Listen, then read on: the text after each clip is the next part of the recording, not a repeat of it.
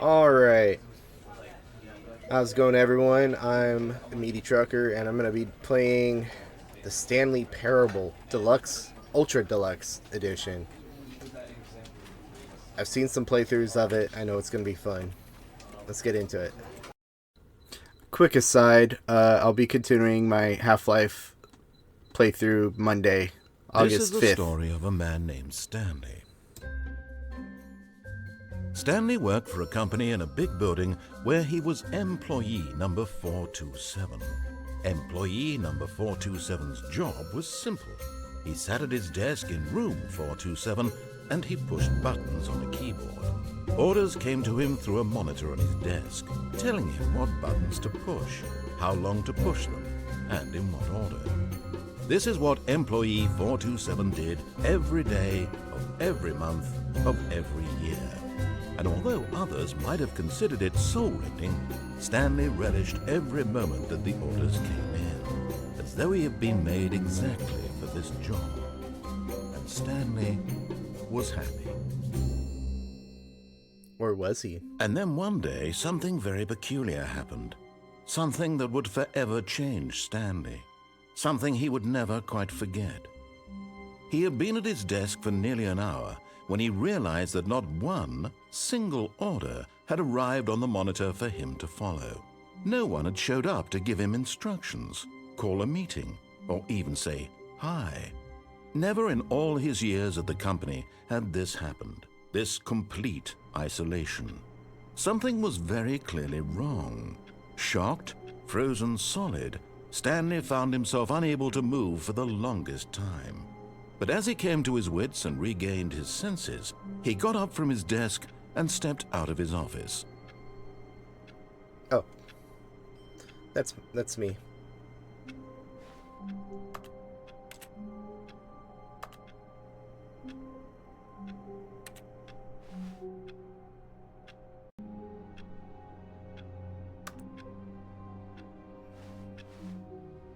All of his co-workers were gone. What could it mean?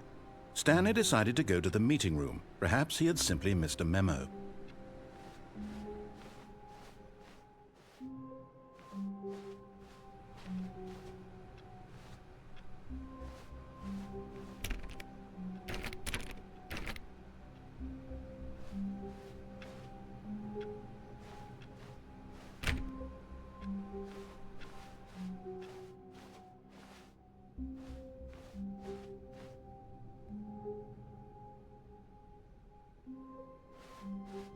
When Stanley came to a set of 2 open doors, he entered the door on his left.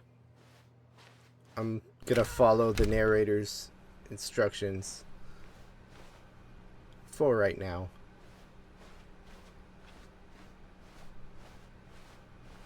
Yet there was not a single person here either. Feeling a wave of disbelief, Stanley decided to go up to his boss's office, hoping he might find an answer there. Tomorrow, complete today's unfinished agendas. Right next day's agenda. Repeat. Using slides to assure employees that everything is okay. Everyone is unique. You, most of all.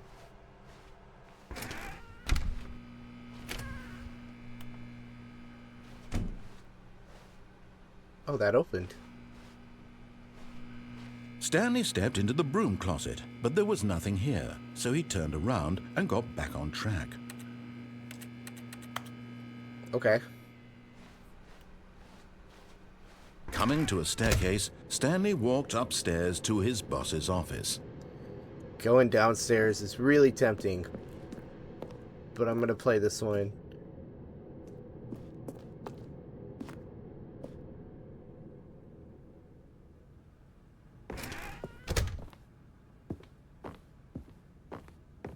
Stepping into his manager's office, Stanley was once again stunned to discover not an indication of any human life. Shocked, unraveled, Stanley wondered in disbelief who orchestrated this. What dark secret was being held from him? What he could not have known was that the keypad behind the boss's desk guarded the terrible truth that his boss had been keeping from him. and so the boss had assigned it an extra secret PIN number, 2845. But of course, Stanley couldn't possibly have known this. Yet incredibly, by simply pushing random buttons on the keypad, Stanley happened to input the correct code by sheer luck. Amazing. He stepped into the newly opened passageway.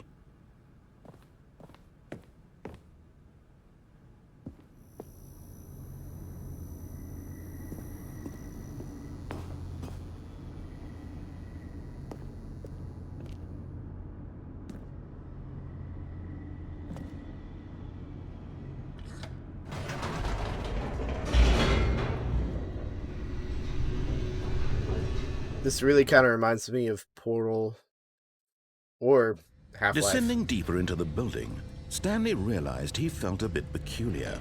It was a stirring of emotion in his chest, as though he felt more free to think for himself, to question the nature of his job. Why did he feel this now, when for years it had never occurred to him? This question would not go unanswered for long.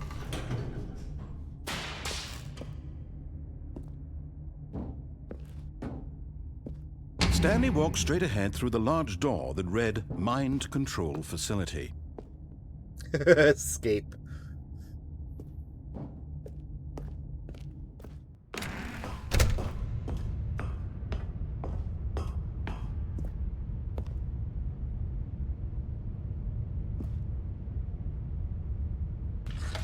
The lights rose on an enormous room packed with television screens.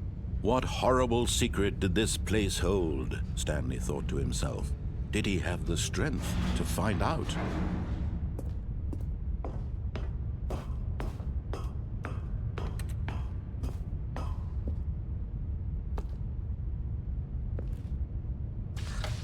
Now the monitors jumped to life, their true nature revealed. Each bore the number of an employee in the building, Stanley's co-workers.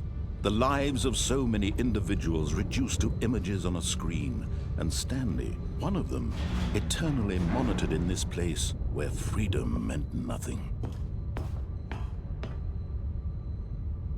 What was it, 437?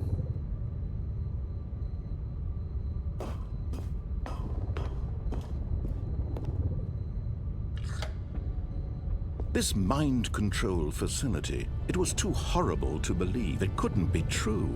Had Stanley really been under someone's control all this time? Was this the only reason he was happy with his boring job? That his emotions had been manipulated to accept it blindly?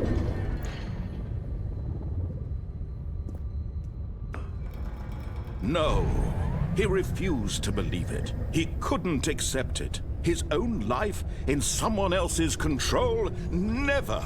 It was unthinkable, wasn't it? Was it even possible? Had he truly spent his entire life utterly blind to the world? But here was the proof, the heart of the operation. Controls labeled with emotions, happy or sad or content, walking, eating, working, all of it monitored and commanded from this very place. And as the cold reality of his past began to sink in, Stanley decided that this machinery would never again exert its terrible power over another human life. For he would dismantle the controls once and for all.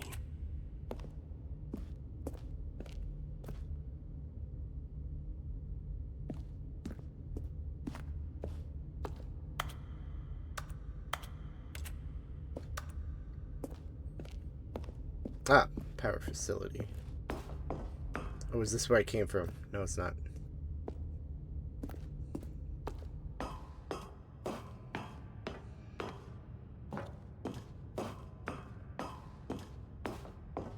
And when at last he found the source of the room's power, he knew it was his duty, his obligation, to put an end to this horrible place and to everything it stood for. Yeah, I'm really tempted to turn it on.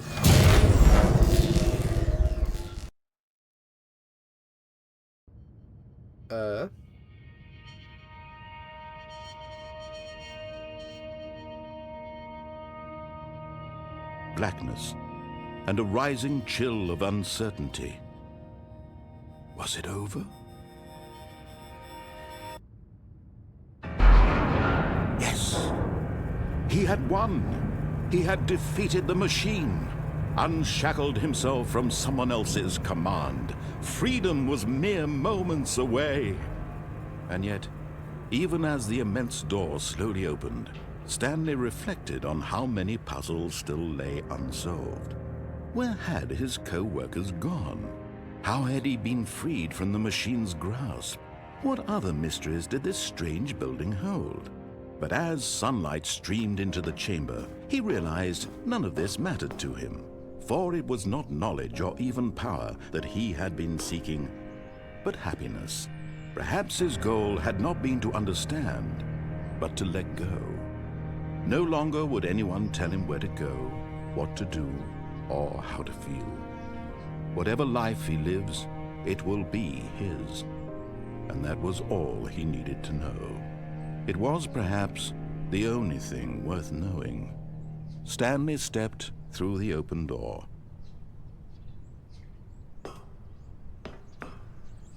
Stanley felt the cool breeze upon his skin, the feeling of liberation, the immense possibility of the new path before him. This was exactly the way, right now, that things were meant to happen. And Stanley was happy.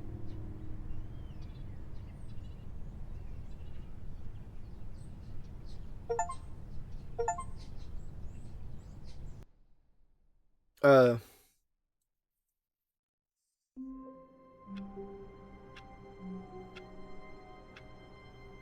that was a short game, but it's not over. All of his co-workers were gone. When Stanley came to a set of 2 open doors, he entered the door on his left. I'm gonna go right now. This was not the correct way to the meeting room, and Stanley knew it perfectly well. Perhaps he wanted to stop by the employee lounge first, just to admire it.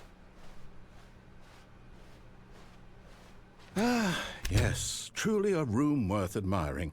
It had really been worth the detour after all, just to spend a few moments here in this immaculate, beautifully constructed room. Stanley simply stood here, drinking it all in.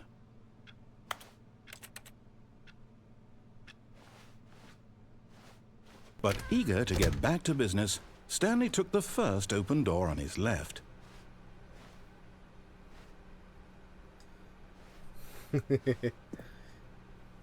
Stanley was so bad at following directions, it's incredible he wasn't fired years ago.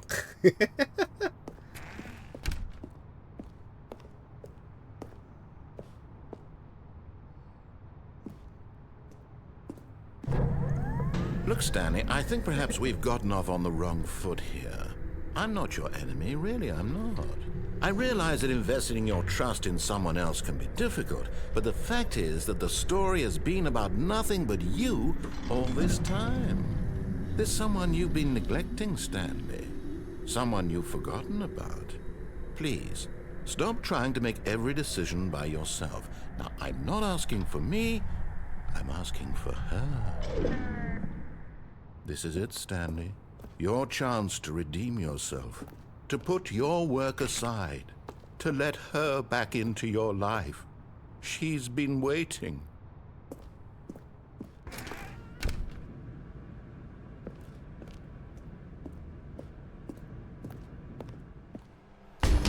Oh. That's her, Stanley. You need to be the one to do this, to reach out to her. If you can truly place your faith in another, then pick up the phone.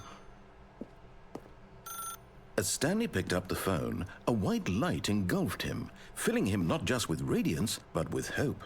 Hope for a life reunited one... Wait. Oh, goodness. Stanley, did you just unplug the phone? No, that wasn't supposed to be a choice. How did you do that? You actually chose incorrectly? I didn't even know that was possible. Let me double-check. No, it's definitely here, clear as day. Stanley picks up the phone. He's taken to his apartment where he finds his wife, and the two pledge themselves to one another. Music comes in, fade to white, roll credits. Not picking up the phone is actually somehow an incorrect course of action. How is that even possible? None of these decisions were supposed to mean anything. I don't understand. How on earth are you making meaningful choices? What did you... Wait a second. Did I just see... No, that's not possible. I can't believe it. How had I not noticed it sooner? You're not Stanley. You're a real person. I can't believe I was so mistaken. This is why you've been able to make correct and incorrect choices. And to think I've been letting you run around in this game for so long. If you'd made any more wrong choices, you might have negated it entirely. It's as though you completely ignored even the most basic safety protocol for real-world decision-making. Or did you not grasp the severity of the situation? Well, I won't have that kind of risk on my watch. I'm going to stop the game for a moment so we can educate you properly on safe decision-making in the real world. Please observe this helpful instructional video. Choice. It's the best part of being a real person. But if used incorrectly, can also be the most dangerous. For example, in this scenario, a hypothetical real person named Rupert has a choice. He could invent a machine that eliminates food shortages across the world to make life better for all people. Or he could spend years of hard work forgetting how to read. Which choice would you make? Remember that unlike here, the real world makes sense, and at no time should you make a choice that does not conform to rational logic. If you find yourself speaking with a person who does not make sense, in all likelihood, that person is not real. Allow the person to finish their thought, then provide an excuse why you cannot continue talking. Turn to a partner and practice saying, "My goodness, is it 4:30? I'm supposed to be having a back, sack, and crack." Back, sack, and crack? Excellent. Making choices on a regular basis is the best part to a healthy decision-making process. Most medical professionals recommend making at least 8 choices per day. Do you make more than 8? Less? And finally, if you begin to wonder if your choices are actually meaningful and whether you'll ever make a significant contribution to the world, just remember that in the vast infiniteness of space, your thoughts and problems are materially insignificant, and the feeling should subside. At this time, your instructor will guide you in an exercise to test and reinforce the material covered in this video. Welcome back. You may have noticed that this room has begun to deteriorate as a result of narrative contradiction. But not to worry. Now that you're properly informed on good decision-making, we're going to revisit a choice you made just a few minutes ago and see what the correct thing to do would have been. This way, please.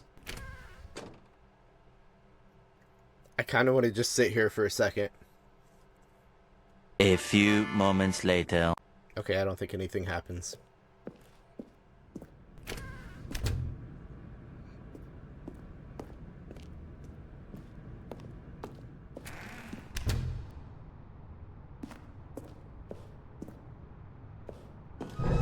Now that we know your choices are meaningful, we can't have you jumping off the platform and dying. Imagine the main character dying senselessly halfway through the story. That story would make no sense at all. We just need to get you home as soon as possible before the narrative contradiction gets any worse. Unfortunately, it seems this place is not well equipped to deal with reality. I got a note.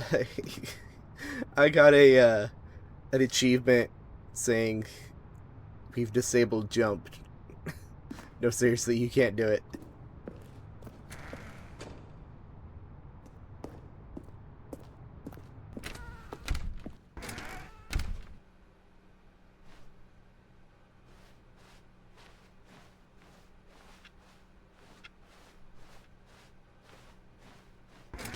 Almost there. You'll take the door on the left, back to the correct ending, the story will have resolution once again, and you'll be home free in the real world. Now remember, all you need to do is behave exactly as Stanley would. That means choosing responsibly and always putting the story first. I'm quite sure you'll be up to the task. Just follow my lead and you'll be fine. All right. When Stanley came to a set of 2 open doors, he entered the door on his left. No! Why did you do that? Quickly, hurry back in the other direction. Perhaps we're not too late.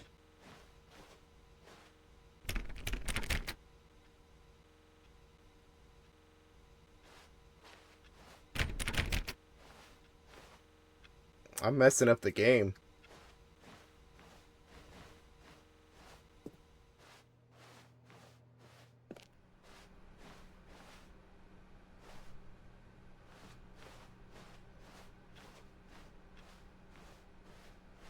Oh, it's ruined. I can't believe, after everything we talked about, that my story, you've destroyed my work. Why? For what? What did you get out of that? What did you think was so special about seeing the game undone, left here like so much garbage? It's worthless now. And what am I supposed to do? Even if there were a way to continue, would it be worth it? To know that my story is now incorrect? How can I go back to that? I can't erase that knowledge. I'll have to live with it forever, reliving its impossibility forever. I couldn't live that way. Is it better to shut the game down entirely? To willingly destroy all of my work? I don't know. What's the answer? What do I do? What do I do? What do I... No, I have to. I have to shut the game down. I have to. I have to.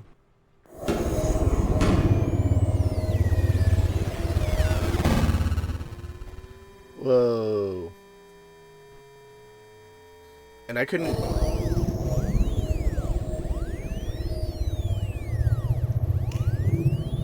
Oh, I'm here. I'm still here. Here in this pile of rubbish. With you. You, who thought you were so clever. Now look where we are. My entire game is destroyed. It was the only thing in the world that was mine, and you've run it into the ground. What, did you think that would be funny? You just had to see? Didn't I impress upon you how important it was to be like Stanley? He actually knows how to do what I tell him to. He understands that if I say to do something, there's a damn good reason for it. That thought hadn't even occurred to you, had it? That there's a world outside of you? You're a child. He's so angry. My story. If you'd just gone through the door on the left, you would have seen it. There was a whole underground facility. You would have destroyed it and been victorious. It would have been so perfect. I worked so hard on it. I tried so hard to make... behave exactly as Stanley would. That means choosing responsibly and always putting the story first. I'm quite sure you'll be up to the task. Just follow my lead and you'll be fine. All right. When Stanley came to a set of 2 open doors, he entered the door on his left. I'm gonna do it again. No! Why did you do that? Quickly, hurry back. Okay. Behave exactly as Stanley would. That means choosing responsibly and always putting the story first. I'm quite sure you'll be up to the task. Just follow my lead and you'll be fine. All right. When Stanley came to a set of 2 open doors, he entered the door on his left.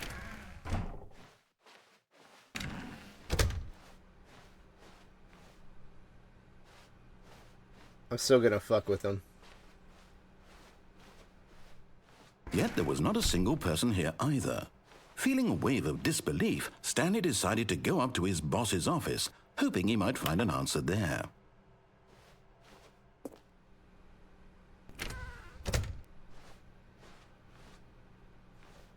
I do want to see what's in the, if there's anything different with the broom closet. I guess that's different. Coming to a staircase, Stanley walked upstairs to his boss's office. Wait, that's changed. There was a downstairs.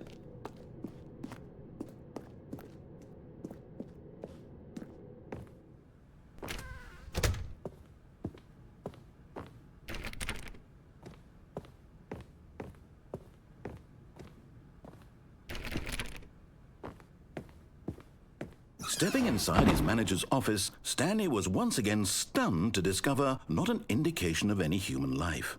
Shocked, unraveled, Stanley wondered in disbelief who orchestrated this, until he saw the door with a voice receiver next to it.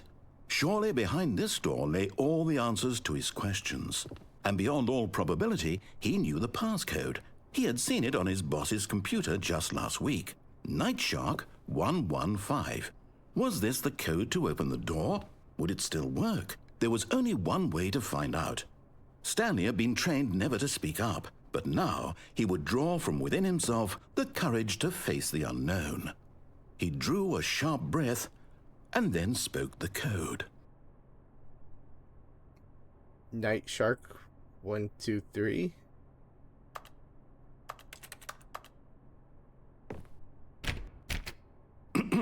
Stanley spoke the code. Night Shark 115. He spoke it into the receiver, right there on the wall. Night Shark 115. I don't think this is gonna work. Yeah. I'm sorry, is there a problem? You didn't mishear me, did you? Please speak the code into the receiver. Otherwise we can't get on with the story. This is a crucial step.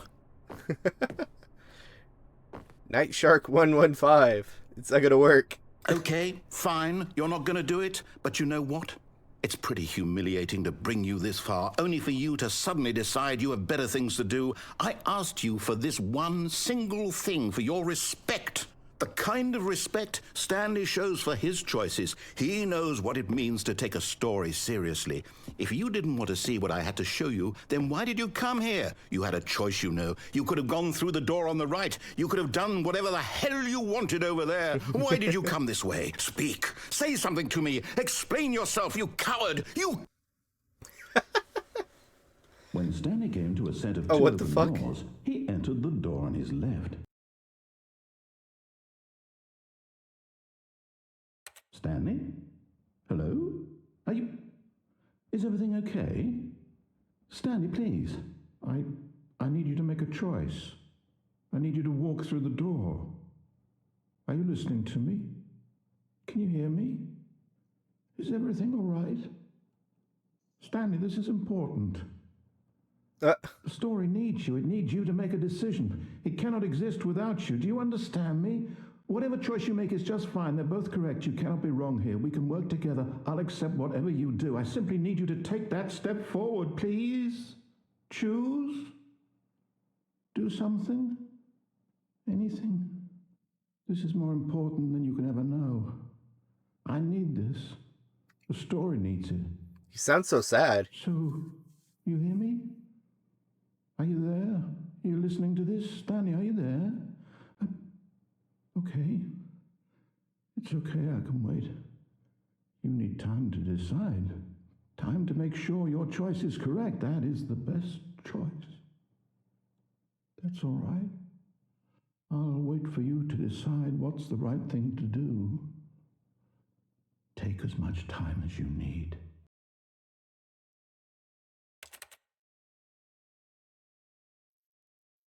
Okay. 427. Coming to a staircase, Stanley walked upstairs to his boss's office. Ooh, I'm really tempted to go downstairs.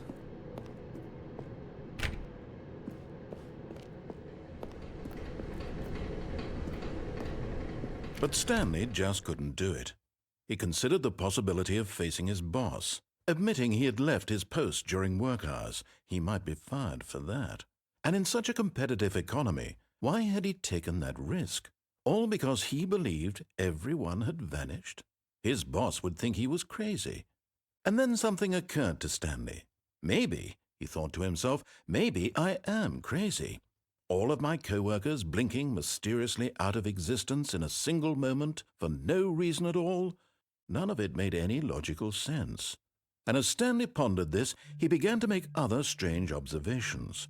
For example, why couldn't he see his feet when he looked down?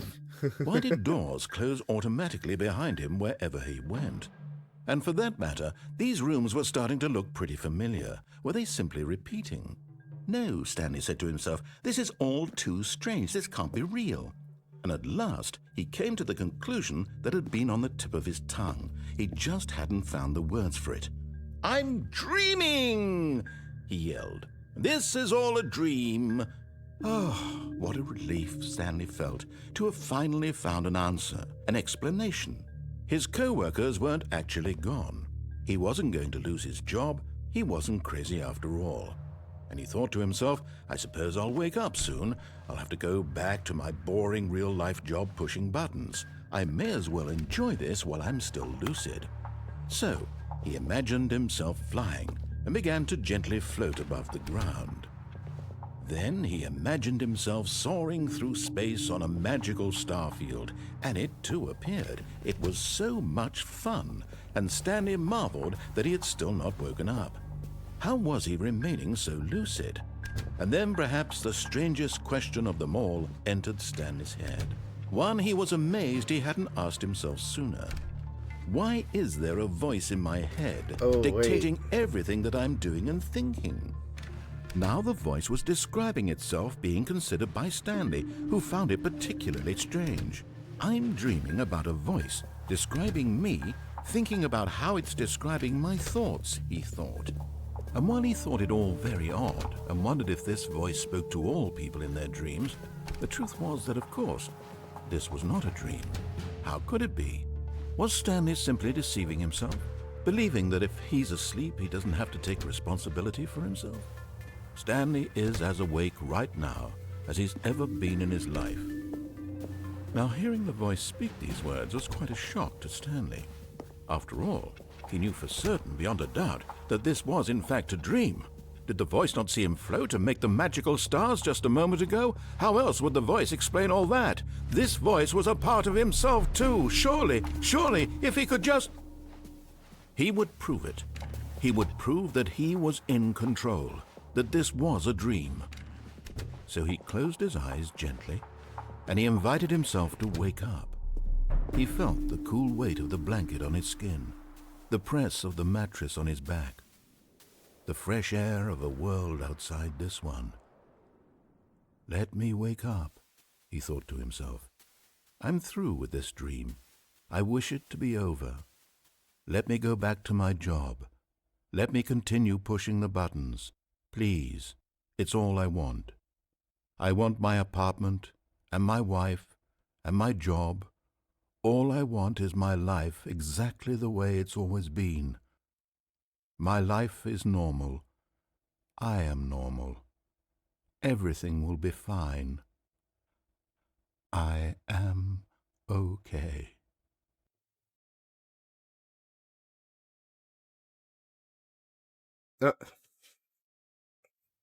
Stanley began screaming. Please, someone, wake me up. My name is Stanley. I have a boss. I have an office. I am real. Please, just someone tell me I am real. I must be real. I must be. Can anyone hear my voice? Who am I? Who am I? And everything went black.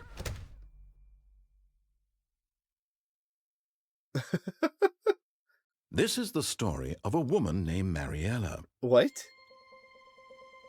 Mariella woke up on a day like any other. She arose, got dressed, gathered her belongings, and walked to her place of work. But on this particular day, her walk was interrupted by the body of a man who had stumbled through town talking and screaming to himself, and then collapsed dead on the sidewalk. And although she would soon turn to go call for an ambulance, for just a few brief moments she considered the strange man. He was obviously crazy, this much she knew. Everyone knows what crazy people look like. And in that moment, she thought to herself how lucky she was to be normal. I am sane. I am in control of my mind. I know what is real and what isn't. It was comforting to think this, and in a certain way, seeing this man made her feel better. But then she remembered the meeting she had scheduled for that day. The very important people whose impressions of her would affect her career, and by extension, the rest of her life. She had no time for this, so it was only a moment that she stood there, staring down at the body. And then she turned and ran.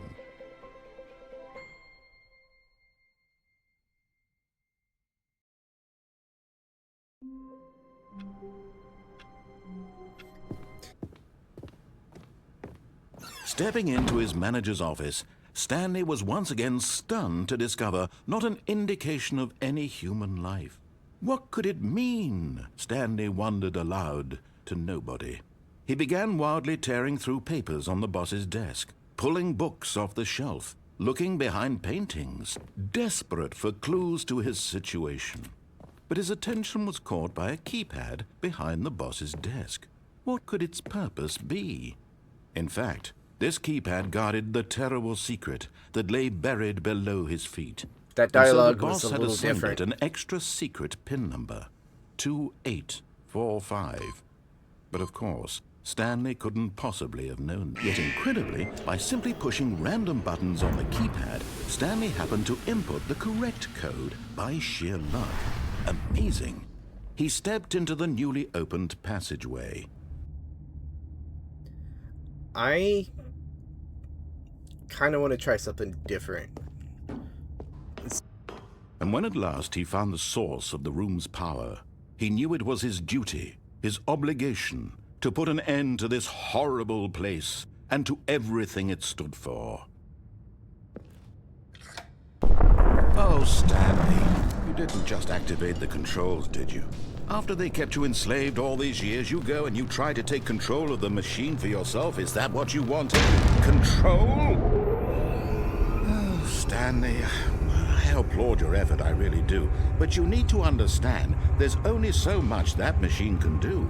You were supposed to let it go, turn the controls off, and leave.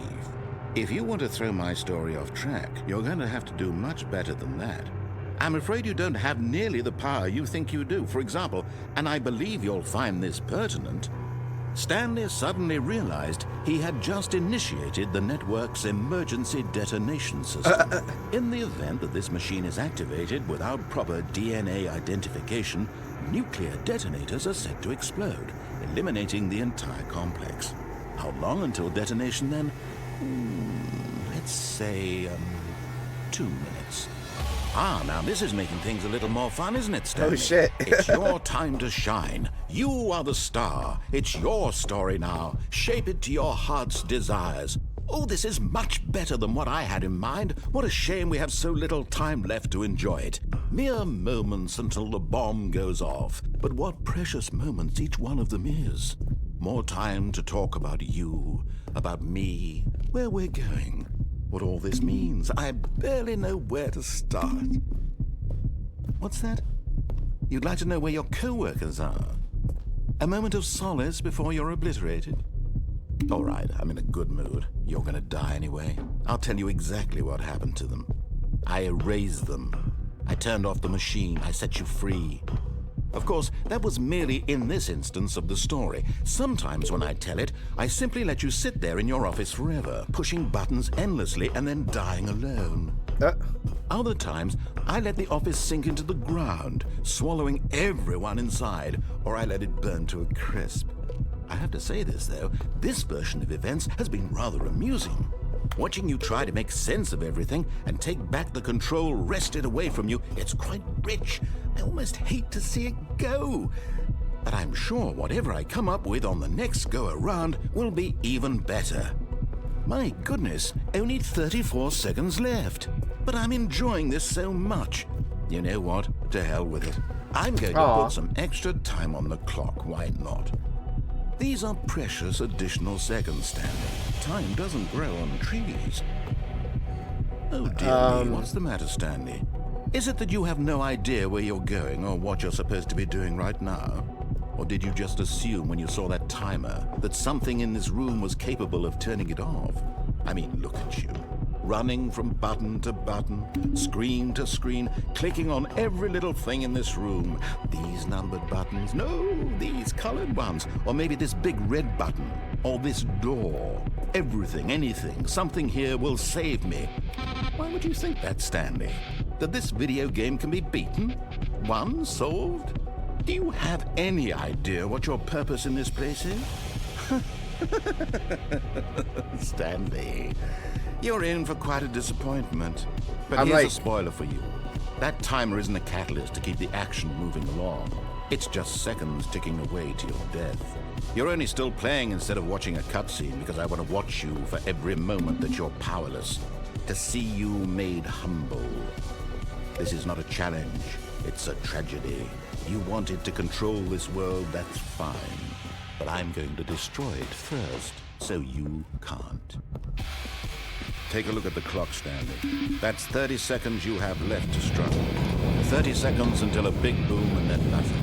No ending here, just you being blown to pieces.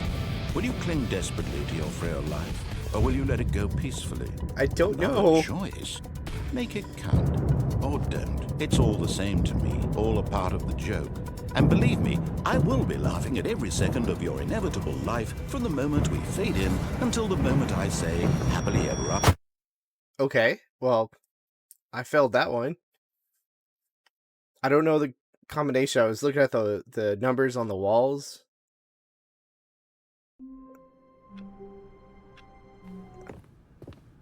The moment he entered his manager's office, Stanley froze in his tracks. Not a living soul anywhere. Could he really be all alone? This was too much for Stanley to take. Too much for any man to take. He fell to his knees, bursting into half moans, half sobs, the guttural retching of life from a man denied any hope, any reason to keep going. Here on the floor he lay prone, paralyzed by fear for nearly a full hour. But when at last he began to move about and survey the situation, he found a keypad behind the boss's desk. What could it mean? Was it a sign of hope for Stanley's future? Alas, it was not. For although this keypad guarded the terrible secret of Stanley's past, it had been assigned a 4-digit code so devious and so random that no man could ever hope to guess it. 2845. Statistically, nearly impossible to guess blindly, ever.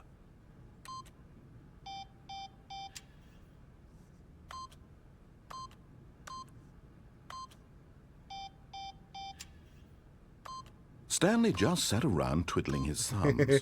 Trying to input anything on the device was useless, since he could never possibly know that the combination was 2845.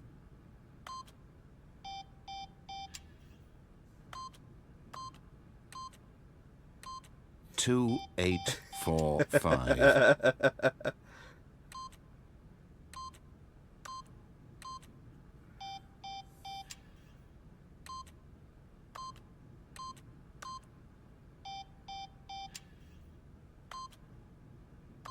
Forgot, but it turns out that the panel's emergency override kicked in, and the door just opened all by itself. And Stanley got the hell along with the story.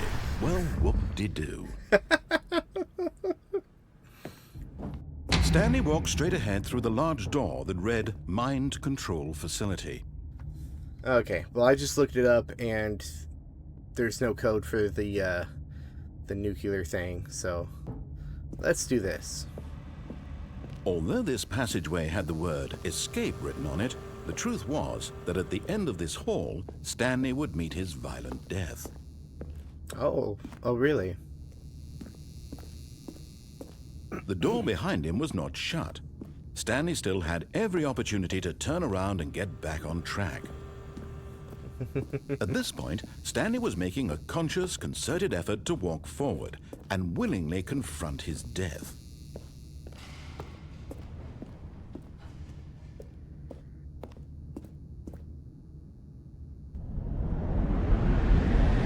Okay. Ooh.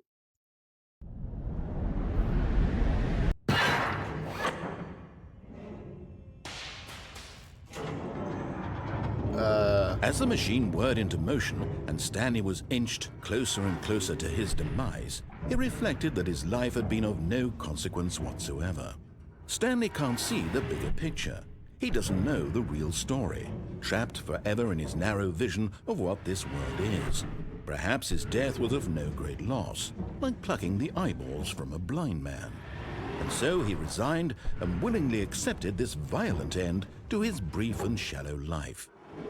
Farewell, Stanley. Oh wait, there was a thingy there.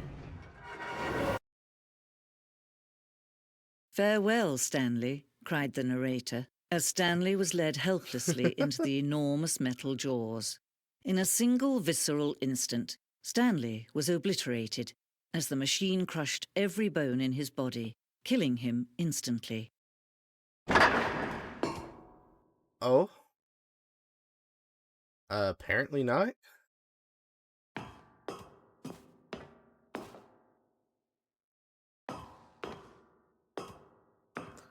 What about over here?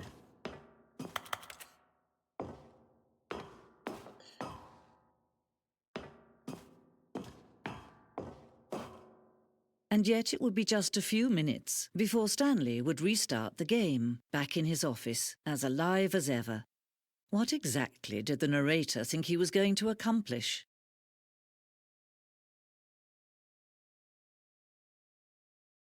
Oh, I could still move, I think.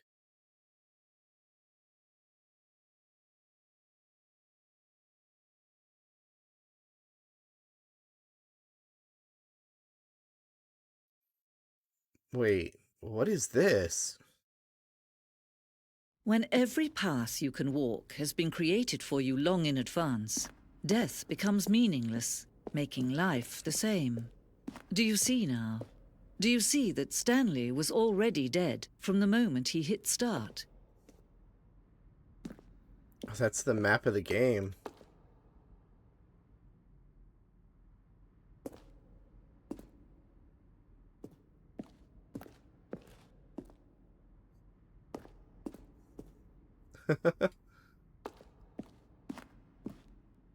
This is kind of cool.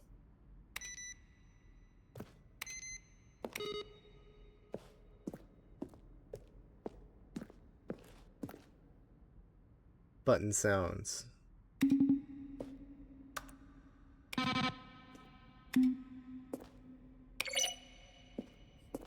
The credits.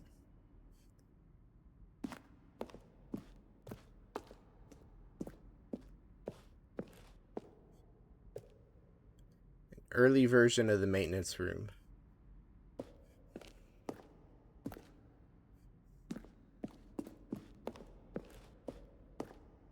Warzone. Early in development, we designed an ending where Stanley would end up in a battlefield fighting aliens.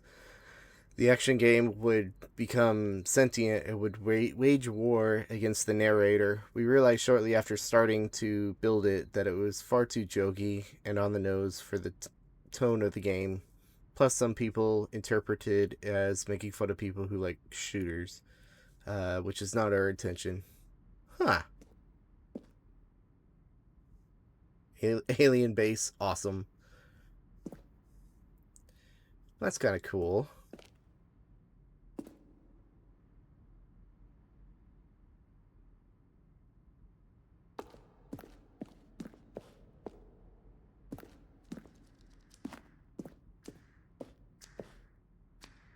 What do I hear? Oh, the apartment timer. It's ticking down. Okay.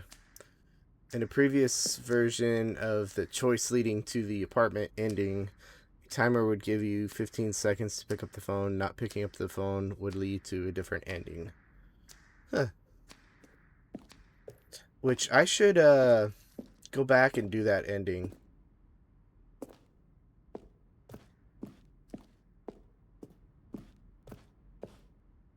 But I'm kind of losing interest here on this. Oh, the trailers. Okay. I'm gonna get out of this area. If I can figure out how.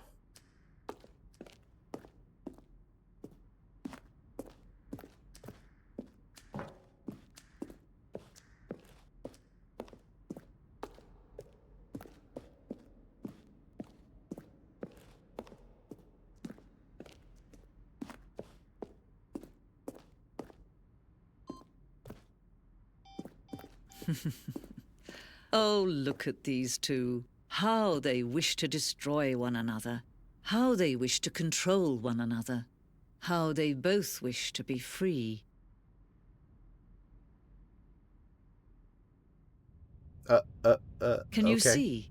Can you see how much they need one another? No, perhaps not. Sometimes these things cannot be seen. But listen to me. You can still save these two. You can stop the program before they both fail. Push escape and press quit. There's no other way to beat this game. As long as you move forward, you'll be walking someone else's path. Stop now and it'll be your only true choice. Whatever you do, choose it. Don't let time choose for you.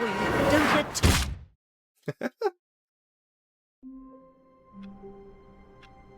Okay. One last ending, and... Okay, that's too tempting. Oh, new content?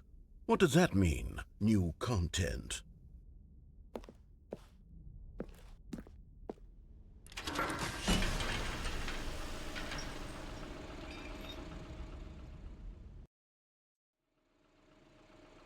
The fuck is this? Hello, and thank you for playing the Stanley Parable Ultra Deluxe. As you may know, the Stanley Parable was a video game released in 2013 on home computers. After receiving critical and commercial success, it was expanded upon in 2022 with the Stanley Parable Ultra Deluxe, a reimagining of the game for consoles and home computers. The Stanley Parable Ultra Deluxe features exciting new content that broadens and expands the world of the Stanley Parable, delighting audiences the world over. Please, step inside and see what thrilling new adventures await in the Stanley Parable Ultra Deluxe. Oh, well, this sounds delightful. I'm very excited to see the thrilling new Ultra Deluxe content.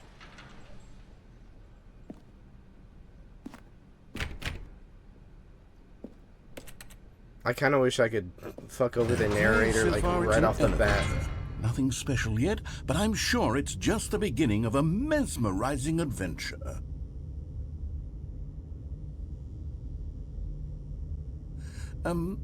Is it broken? What's going on here? Should we be moving somewhere or... Oh, there we go. All Okay. right, finally, at long last, it's on to the new content. I've never been more ready. Let's do it.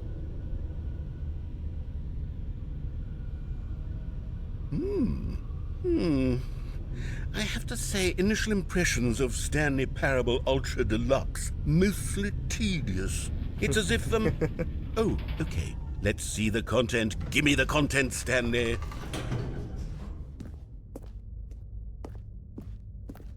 All right, let's see. It's the jump circle?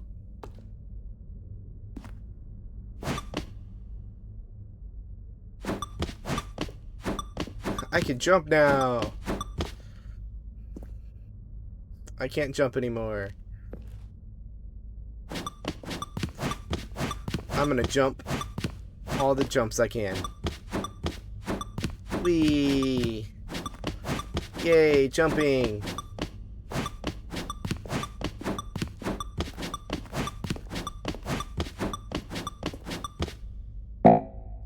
Aww.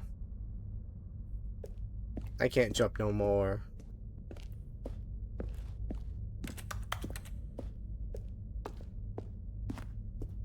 Is that it? Surely that's not all the new content. There has to be something else, right? Goodness, another elevator. Stanley, I have to say, initial impressions of this game are not positive. It's just elevators and jumping. Is this what passes for exciting new content? If this is new content, then I could just read you the whole dictionary. There's 20 hours of new content right there. Hell, I could count to 30 trillion. You could put that on the box. The Stanley Parable Ultra Deluxe, now with over 1,000 hours of new content. And oh, wait. There's more. Very good. Yes. I knew there had to be something else. Let's see it. I'm ready for whatever it is.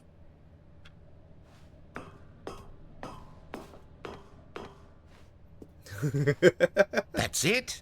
Oh, you've got to be kidding me. You see, Stanley? This is what happens when greedy video game developers with no respect for their fan base rush a cheap expansion to market for no reason other than to make an easy dollar. And don't get me started on the level of craftsmanship that's gone into it. In fact, I'm looking right now at the game's achievements, and it's hard to believe one of them actually says, "Test achievement, please ignore." What quality assurance department signed off on this? I'm infuriated and I'm offended, and I intend to find these people on Twitter and hold them personally accountable. It's my fault, Stanley. I built up too much anticipation around the new content, I'm afraid. It could never have lived up to such expectations.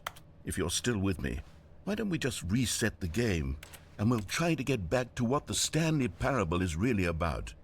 No frills, no gimmicks. Just you and me having a great time together like always. What do you say, friend? Okay. Oh. Okay. I hate Mondays. Me too. Tomorrow's Monday. Actually, technically, it's Monday right now when I'm recording.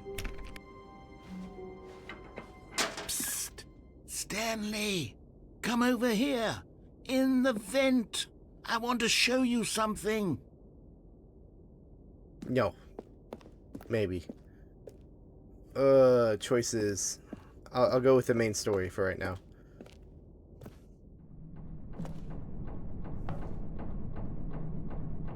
Coffee nut.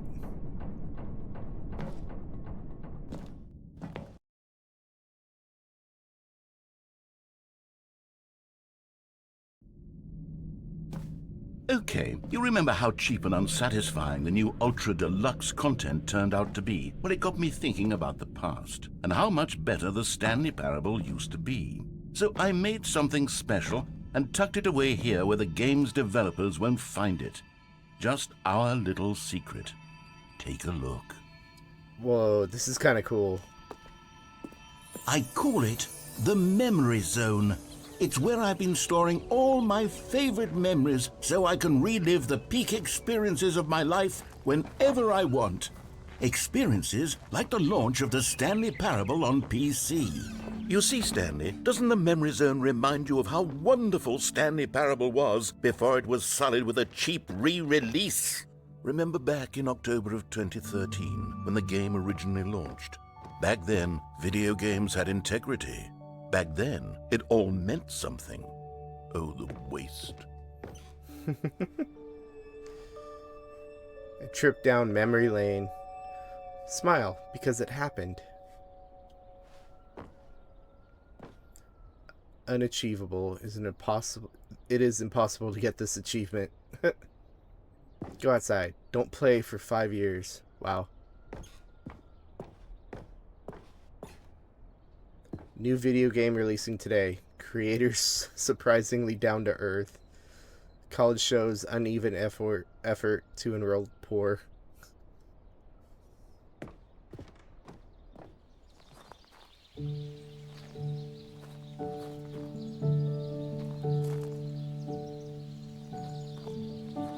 Je suis dans la memory zone, c'est sous l'abri de l'eau, et je n'attends plus que toi. And over here is where I keep reviews of the Stanley Parable. Like this stunning triumph of games journalism, 10 out of 10 from Destructoid.com. James Stephanie Sterling writes, and I quote, "Where so many games that aspire to be more than games end up less than any form of art, Stanley Parable strives and then succeeds to be every game ever created." Did you hear that, Stanley? Every game ever created. That's how grand and all-encompassing the original Stanley Parable was. It was literally every game ever created. It was Skyrim, it was Persona 3, it was all of them, and now it's nothing. It's no games at all. It isn't even the Stanley Parable anymore. It's just a husk now, a lifeless husk with an hour of new elevator content.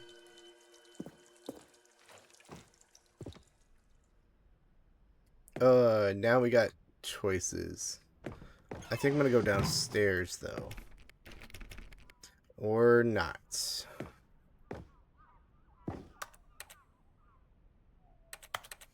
Okay.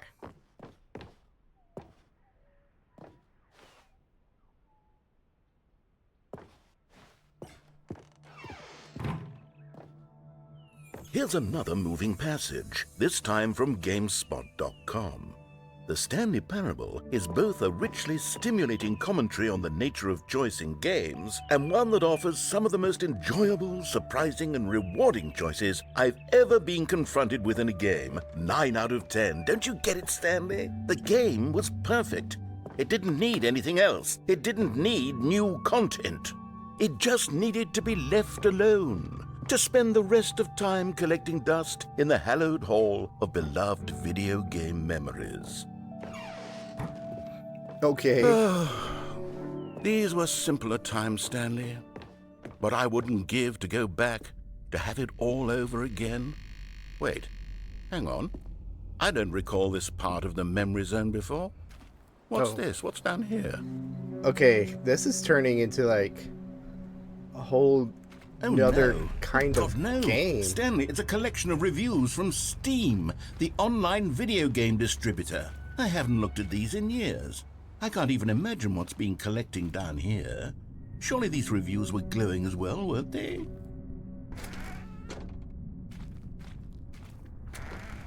Honestly, I could not be bothered to play this game to full completion. The narrator is obnoxious and unfunny, with his humor and dialogue proving to be more irritating than entertaining. Unfunny! I'm not trying to be funny. I'm trying to make a serious work of art. I suppose I could write up a handful of gags to insert into the Stanley Parable, but the game is already such a densely layered web of profound philosophical insights that I can't even imagine where I'd have the room to stick them.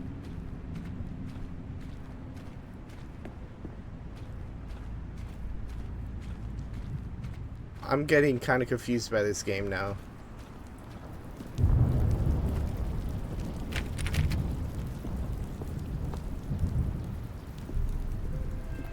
Okay, let's see what this one says. While the idea for the game is good, for someone who prefers non-linear games, this preachiness gets annoying fast. Preachy? Stanley? I'm not preachy, am I? You can tell me if I'm preachy. Honestly, you can. Oh, goodness. This is actually quite shocking for me. Well, to be honest, I had always thought of the game's dialogue as being rather terse to begin with. You can't know how much fluff I cut from the game to get it to feel as light and airy as it... Well, I always thought it did, but maybe it wasn't. Oh dear, what an awful memory to have to hold on to. These black marks on my otherwise unimpeachable track record. I feel like a failure. Like I let these people down. Perhaps the Stanley Parable isn't quite as sterling as I always remembered. What's this one got to say? You constantly have to stop doing anything so the narrator can catch up with his long-winded explanations of what's happening. I wish there was a skip button. I was kind of thinking that. Well, yes. Yes, I think we can do that. If I'm truly too preachy, then maybe letting you skip ahead for just a moment, surely it couldn't hurt. Not if it means we can strike these negative reviews from the record. Only positive reviews of the Stanley Parable. That's my motto today, and it's always been my motto. I'd do anything for the customer, Stanley. Yes, a skip button we shall have.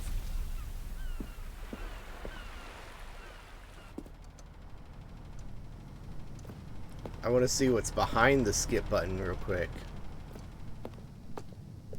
Nothing. That's nice.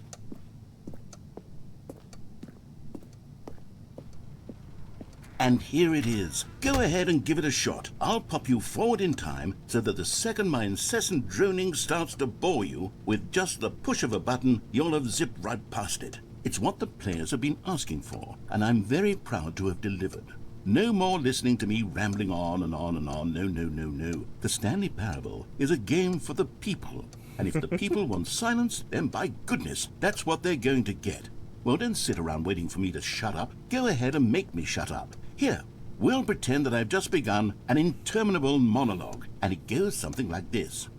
The story and the choices, or what have you, and therefore, by becoming it is, so on and so forth, until inevitably, we all until the end of time, at which time everything all at once, so, now you see, blah, blah, blah, blah, blah, blah, blah, blah, blah, blah, blah, blah, blah, blah, blah. We've eaten too much and it can't be just yet, no, until 245. that the logic of elimination working backwards, the deduction therefore becomes impossible to manufacture. It went on for nearly 10,000 years, until just yesterday, here and there, forward and back, and never a moment before lunchtime. It can't be. It's the only thing there is. How many billions left until so much more than forever ago? Which is why I say, the story and the choices, or what have you, and therefore by becoming it is, so on and so forth, until inevitably we all until the end of time, at which time everything all at once. So now you see, blah blah blah blah blah blah blah blah blah blah blah blah blah blah blah. We've eaten too much and it can't be just yet. No,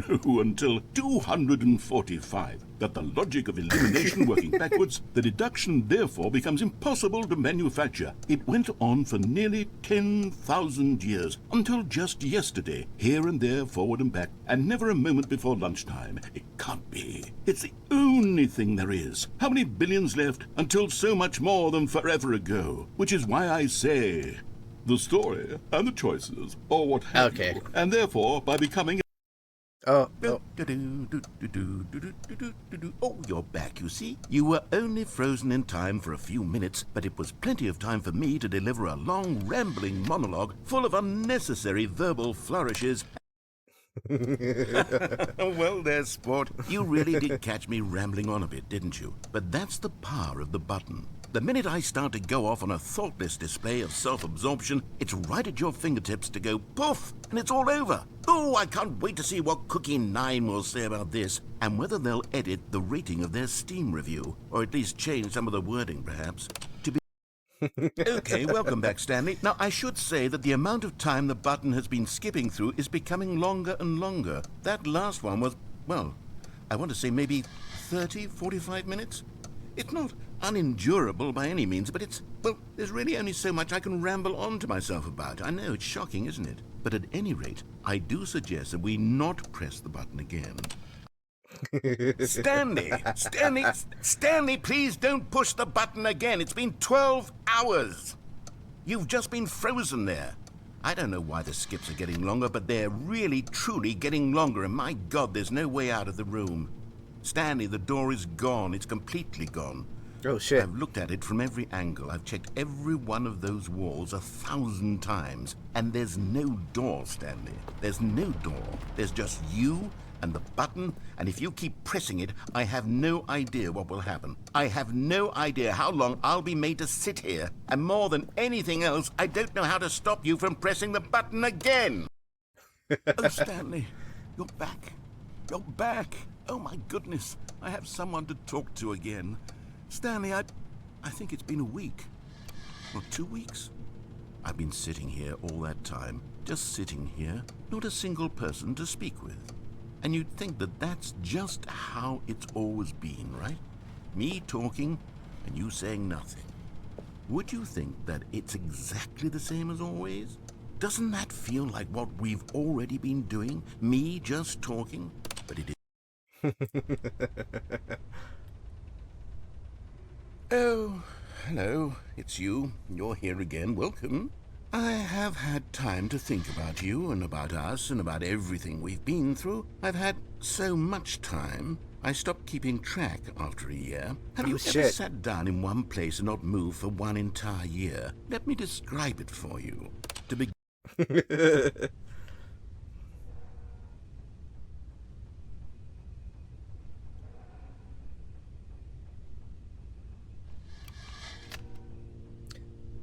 Should I press it again or no? I think my narrator died.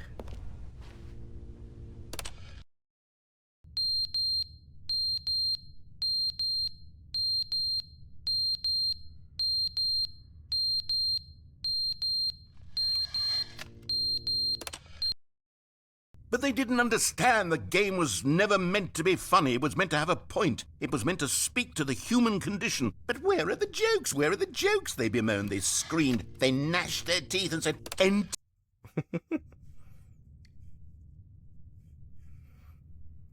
I feel like there's been like 1,000 years or something like that. The end is never the end, is never the end, is never the end, is never the end, is never the end, is never the end, is never the end, is never the end, is never the end, is never. I think we've driven the narrator insane. Oh, shit. Okay. This is new.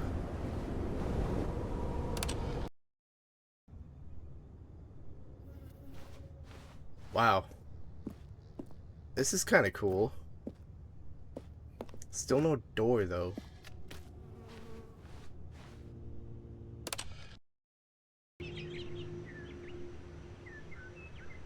Or a way out of this.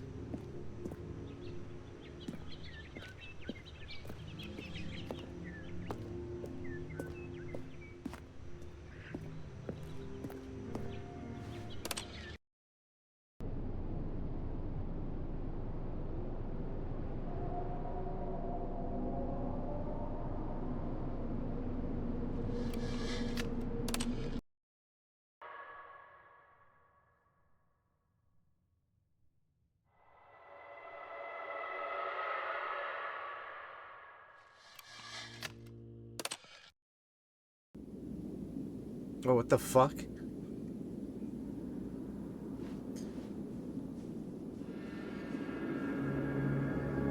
Holy shit, okay.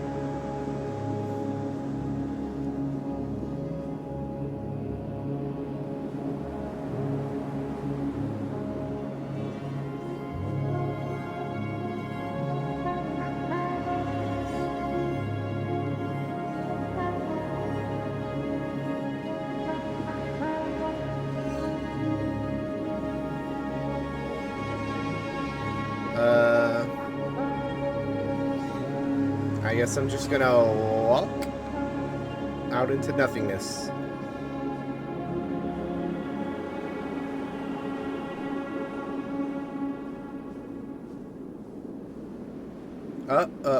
Okay.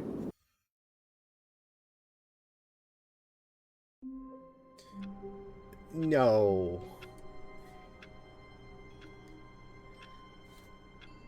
Okay, I'm done. I'm done with this game for right now. That was a lot to go through. I could keep going with this. There's like a ton of different stories, different endings, I mean. So, leave a comment. Let me know if you want me to continue this. Yeah. Thanks for watching. If you made it this far, I'm pretty sure this was a long video. And, I'll catch y'all next time. Later, y'all.